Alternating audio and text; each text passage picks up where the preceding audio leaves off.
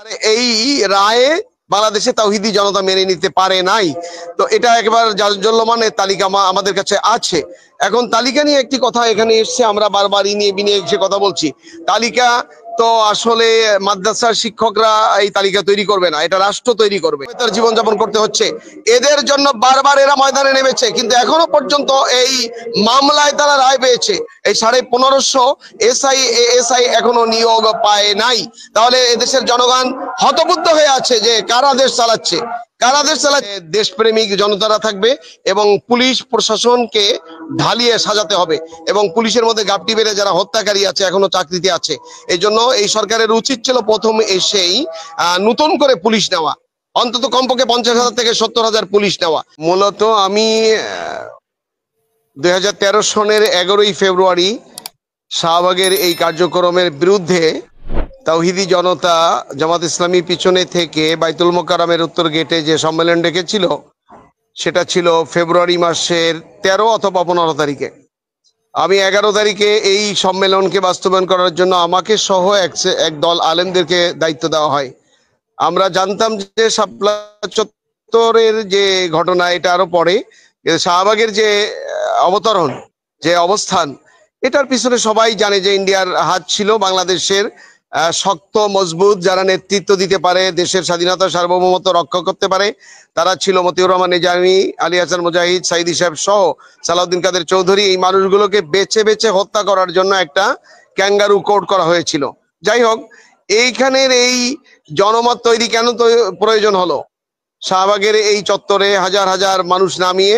তার কারণ ছিল যে জামাত ইসলামীর শিকড় মানুষের মাটির একেবারে রন্ধে রন্ধে।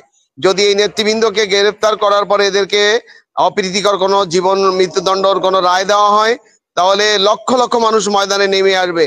যে রায় আমরা দেখেছি ফেব্রুয়ারি মাসের 2013 সনের 28শে ফেব্রুয়ারি, আমি তখন জেলে ছিলাম, আল্লামা সাইদ হিসাবে ছেলে সহ।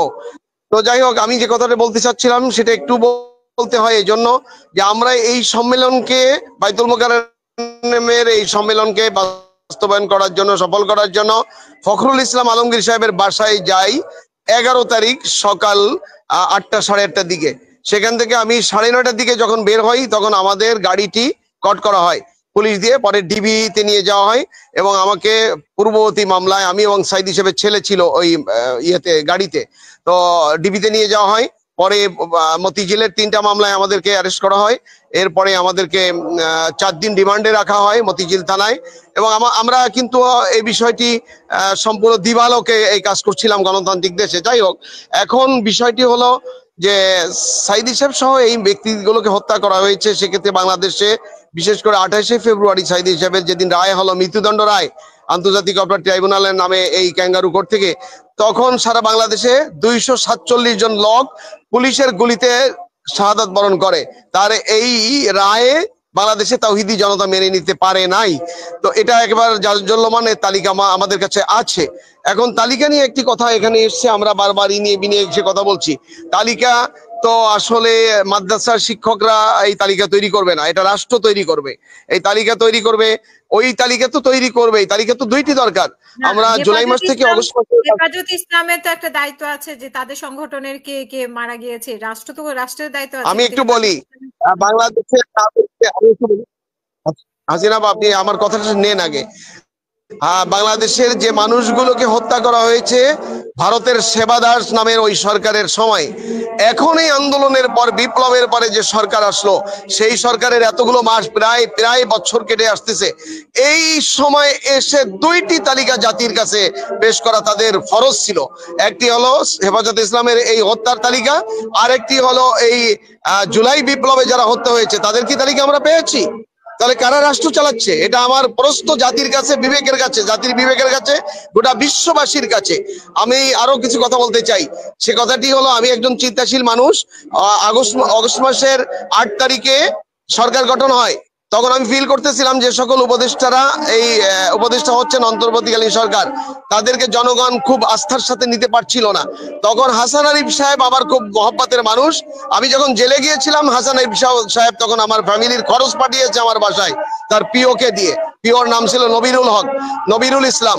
তো তো হাসান আরিফ সাহেবের কাছে আমি সারা রাজ্যে একটা সুপারিশপত্র তৈরি করে সেপ্টেম্বরের 1 তারিখে যাই, একজন সাবেক ভাইস চ্যান্সেলর এবং আমি 10টি প্রস্তাব নিয়ে যাই। তার ভিতরে 1-2টি প্রস্তাব গ্রান্ট হয়েছে, আর বাকিগুলো ঝুলে আছে। উনি তো দুনিয়া থেকে চলে গেছেন, আল্লাহ তাআলা ওনাকে জান্নাত দিন। আমি আরো একটি বিষয় বলতে চাই। আজকে হলো রমজান মাস, বদরের যুদ্ধ সংগঠিত হয়েছিল এই রমজানে। তা আমি যে কথাটি বলতে চাই সেই কথাটি হলো, রমজান মাসে আমরা তারাবি পড়ছি, খতম তারাবি পড়ছি, তেলাওয়াত করছি। আমরা নিজেরা তেলাওয়াত করে কোরআন খতম করে দিয়ে আমরা মুসলমানেরা খতমের দিকে চলে যাচ্ছি। কিন্তু কোরআনের প্রতিষ্ঠা করার যে কাজ, সেই কাজটি রাসূল সাল্লাল্লাহু আলাইহি সাল্লাম করার কারণে 17 রমজান বদরের যুদ্ধ সংগঠিত হয়েছিল কাফেরদের সাথে। মুসলমানদের সংখ্যা ছিল 313 জন, কাফেরদের সংখ্যা ছিল 1000-এর অধিক। তো 17 রমজান এই বদর সংগঠিত হয়েছিল। কিন্তু আজকে বাংলাদেশ যে একটা সংকটকালে অবতীর্ণ হয়েছে, যে উপদেষ্টারা আছে, এই উপদেষ্টারা যদি ব্যর্থ হয় তাহলে এরা অনেকেই পালিয়ে চলে যাবে। কিন্তু বাংলাদেশে মরতে মরবো আমি, আপনি, যারা তাওহীদি জনতা, টুপিওয়ালা, দাড়িওয়ালা, আলেম ওলামারা। এই জন্য আমার কথা হলো, বাংলাদেশে ওই সরকারের সময় 1550 এসআই এএসআই অনৈতিকভাবে, অন্যায়ভাবে বিভিন্ন মামলা, বিভিন্ন অপরাধ ঘাড়ে দিয়ে তাদেরকে চাকরিচ্যুত করা হয়েছে। তাদের অনেকেরই মানবেতর জীবনযাপন করতে হচ্ছে। এদের জন্য বারবার এরা ময়দানে নেমেছে, কিন্তু এখনো পর্যন্ত এই মামলায় তারা রায় পেয়েছে। এই 1550 এসআই এএসআই এখনো নিয়োগ পায় নাই। তাহলে এদেশের জনগণ হতবুদ্ধ হয়ে আছে যে কারা দেশ চালাচ্ছে, কারা দেশ চালাচ্ছে। লাকিরা ময়দানে নামবে না কেন? দেশ যারা ভূত যারা ছাড়াবে তাদের পাইছে ভূতে। অতএব আমি কিছু প্রস্তাব রেখে আমার কথা এখানে শেষ করতে চাই। জাতীয় প্রেস ক্লাবে প্রতিদিন আমরা দেখতে পাচ্ছি যে 5টা-7টা দল তাদের দাবির নামে দেশকে অস্থির করে ফেলতেছে, এবং এই দাবির নামে, দাবি দাবার নামে যারা আন্দোলনে নামতেছে, তাদের কিরণক হিসেবে তাদের চাবিকাঠি যাদের হাতে, তারা কিন্তু বিগত স্বৈরাচার সরকার, যারা পতিত সরকার, সেই সরকারের এই লোকজন। অতএব এগুলো সরকারকে নজরে নিয়ে খুব দ্রুত এগুলোকে অপসারণ করা দরকার, এটা অবলুপ্ত করা দরকার।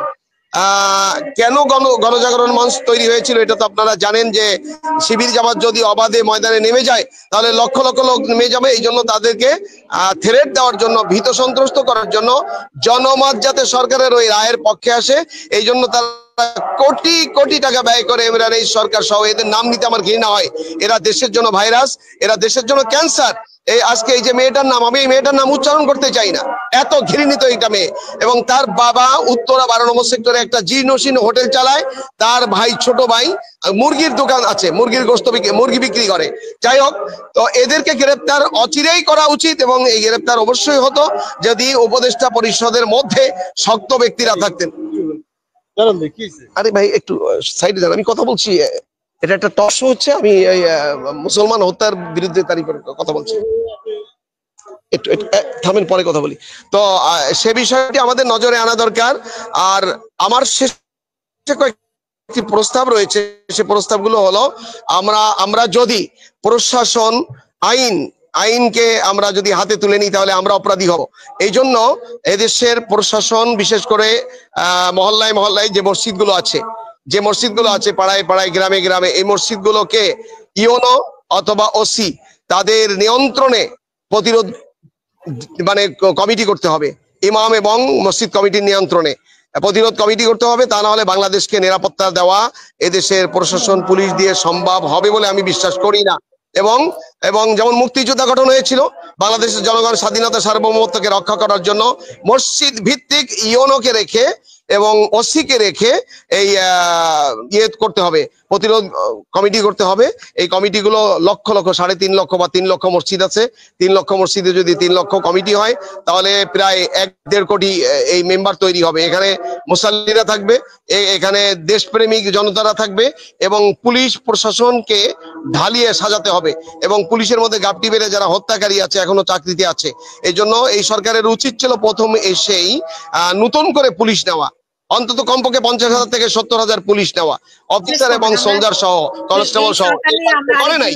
আর আপনি যখন ঢাকা থাকবে, আপনি যখন ঢাকায় থাকবেন এবং ইন্টারনেট ভালো থাকবে, এই সরকারের ব্যাপারে আমরা আরেকদিন আলোচনা করবো। এই প্রস্তাবগুলো আপনি সেই অনুষ্ঠানে দিলে আমার মনে হয় আরো একটু ভালো হবে।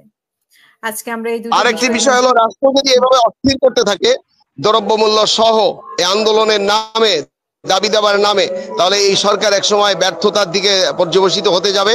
তখন কিন্তু পতিত সরকার, ইন্ডিয়ার গোলামেরা, তারা কিন্তু আবার মাথা ছাড়া দিয়ে ওঠার সম্ভাবনা আছে। এই জন্য সরকার সহ সচেতন নাগরিক যারা এখানে ডিফেন্সের বড় বড় কর্মকর্তা, সাবেক কর্মকর্তারা আছেন, আপনারা চিন্তা করুন, রাওয়াতে যারা এসেছে তাদের দেশপ্রেমিক মানুষদেরকে নিয়ে আপনারা দেশকে নিরাপত্তা দেওয়ার জন্য যার যেখানে যতটুকু শক্তি আছে, প্রজ্ঞা আছে, বুদ্ধি আছে, এগুলোকে কাজে লাগান। তা না হলে শুধু নামাজ আর শুধু তেলাওয়াত দিয়ে দেশ রক্ষা হবে না, ইমান বাঁচবে না, দেশের মুসলমানদের আব্রু ইজ্জত রক্ষা হবে না।